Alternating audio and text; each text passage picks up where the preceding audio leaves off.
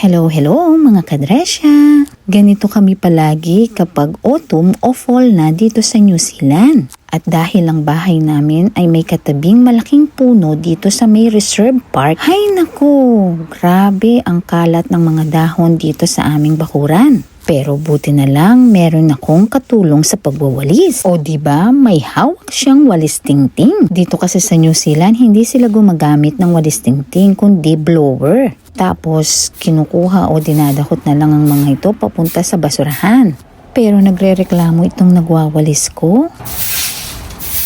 It's easier scooping it up. Tayo kasing mga Pilipino sanay sa walis tingting. Pero dito sa bansang ito, ay naku, iboblower yan. Tapos yung lahat ng malalaglag sa daan, merong isang truck na kukuha dyan. Maulan pa naman ngayon dito, pero buti na lang hindi ganun kaalikabok. Hindi rin maputik dito, kaya hindi naman nagdidikit-dikit itong mga dahon at kayang-kaya naming kuhanin. Hayan nga at gumamit na nga ng dustpan. Ayaw na yung walis tingting. Maglinto sana kasi kanu. Oh no! Ay naku, dito lang sa area na to napuno na ang basurahan namin. Pero syempre kahit paano, maganda namang tingnan kung wala namang dahon na nakalaglag dito. O diba, ang ganda. Pero tingnan nyo, naku, hindi pa ubos yung dahon. Ay puno. Ang daming dahon.